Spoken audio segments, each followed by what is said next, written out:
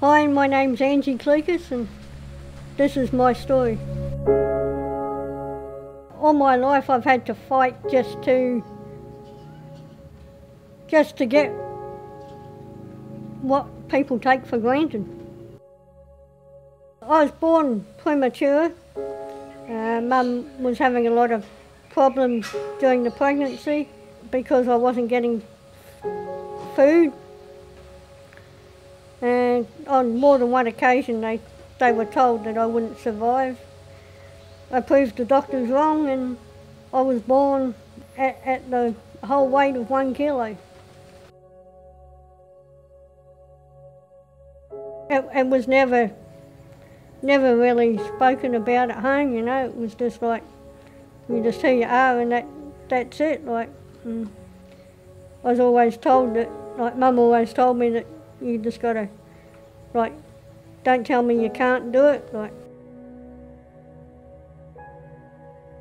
when I went to school and the other kids started teasing me and thought that I was just a doll, so they started putting me in the pram, tried to dress me up in doll's clothes and push me around, but I couldn't work out why they would be doing that. It didn't make sense to me.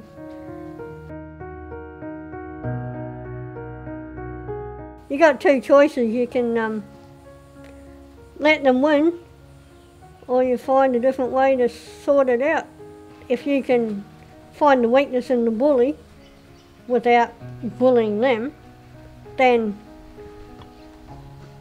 like all you have to do is show them up what they're doing wrong and make the other kids realise that that's what they're doing that's wrong, then and it fizzes out, like you've taken their power away. I've always had that determination to do something. My godparents always said, oh, you should come over, and so I decided to leave home, leave the country, move to Australia and go to downtown Owenpelly in Arnhem Land.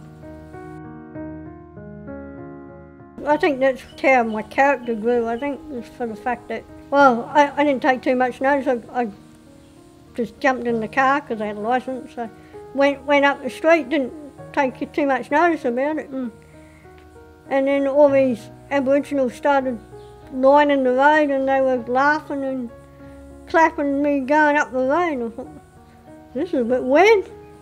From that day they just accepted me probably because I'd never seen anybody the same height as their kids drive a car before.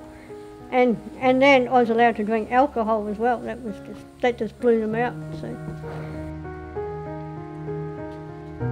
I never really envisioned that I was going to be a mother, and I was told I could never have kids. And I was almost 17 weeks pregnant when I found out.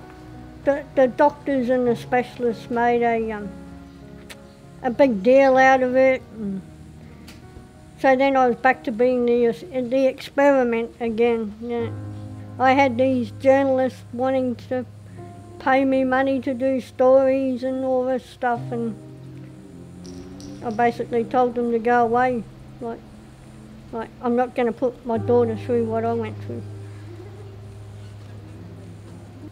And then she came a month early because she cracked my sternum, and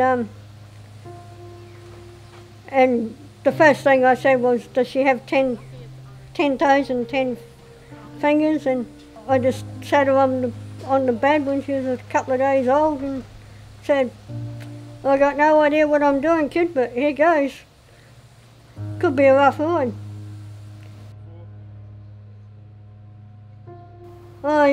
I manage an aviation museum in Darwin.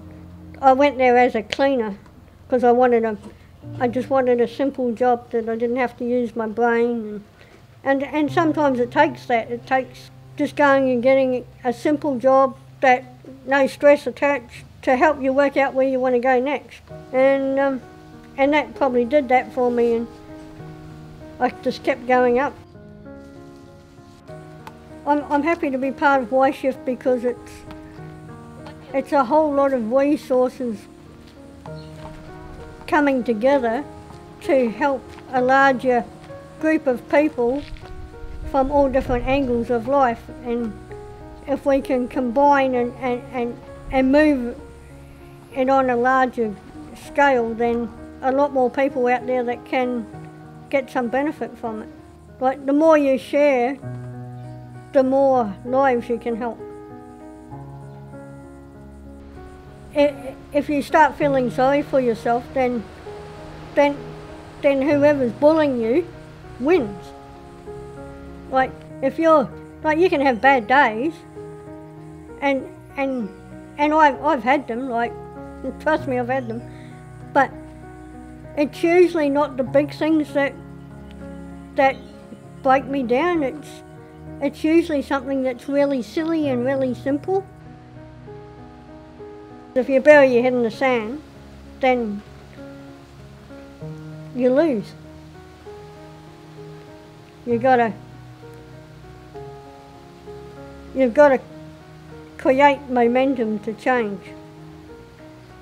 And it doesn't have to be major, it can be something really small.